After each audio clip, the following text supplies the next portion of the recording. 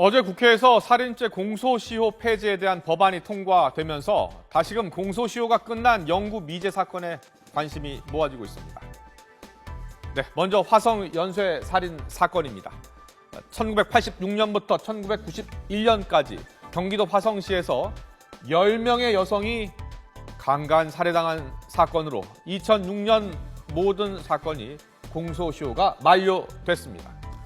그리고 2003년에 영화 살인의 추억으로 재구성되기도 했죠. 두 번째는 영화 그놈 목소리로 세상에 알려진 이형호 유괴 살인 사건입니다.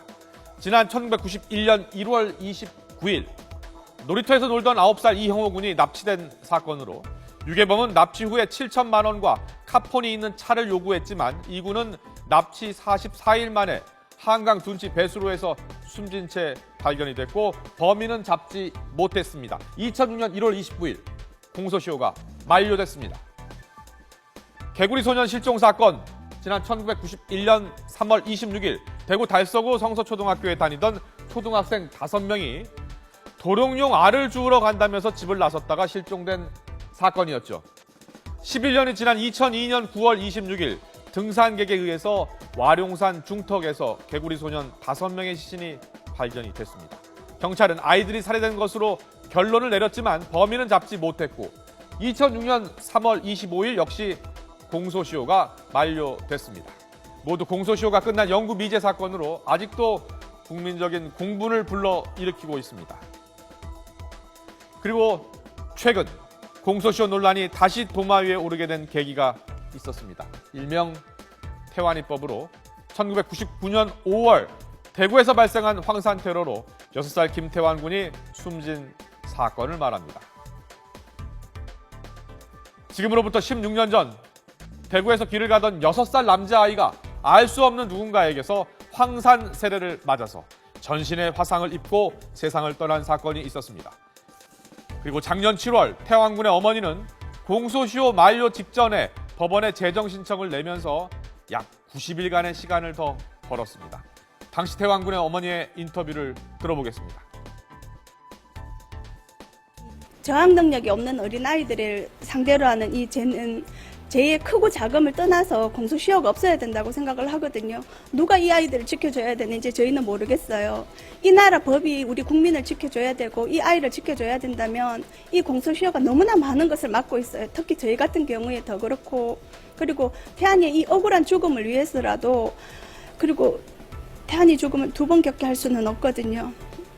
그리고 제2, 제3의 태안이가 나오지 않기 위해서라도 꼭 이 사건에 대해서 공소시효가 없었으면 좋겠고, 그리고 아이들이 자라기 좋은 나라로 만들어줬으면 좋겠어요. 이런 어머니의 간절한 바람에도 불구하고 추가된 90일간의 시간은 범인을 잡는 데 턱없이 부족했습니다. 결국 공소시효는 만료됐고 범인은 아직도 잡지 못했습니다. 네, 이번에 살인죄 공소시효 폐지 법안이 본회의를 통과하면 앞으로 제2의 태완이는 막을 수 있겠지만 과거 미제 사건에 대해서 소급 적용이 되지 않아서 여전히 과거 미제 사건의 피해자 가족들은 억울함을 호소할 수 없게 됩니다. 먼저 떠난 태환이와 떠나보낸 우리 가족은 공소시효가 없습니다. 16년 동안 우리가 왜 이렇게 매달려서 태환이의 억울함을 풀어주려고 해야 되는지를 알아주셨으면 좋겠어요. 6살 어린애가 아무 저항할 수 없는 그 아이가 누군가에 의해서 그런 테러를 당했다면 이 세상 어느 부모가 자식의 억울한 일을 겪었는데 그냥 물러설 수 있겠어요. 이런 피해자들의 억울함을 달래기 위해서 국회는 이번 살인죄 공소시효 법안 통과로 태완이 사건과 같은 영구 미제 사건에 대해서 특별 소급을 적용하는 방안을 발의한다는 방침입니다. 공소시효가 끝났다, 공소시효가 완성되었다 하더라도 그것을 소급해서 특별한 사건, 개구리 소년 사건, 그다음에 화성 연쇄 살인 사건, 그리고 태완이 사건 같은 경우에는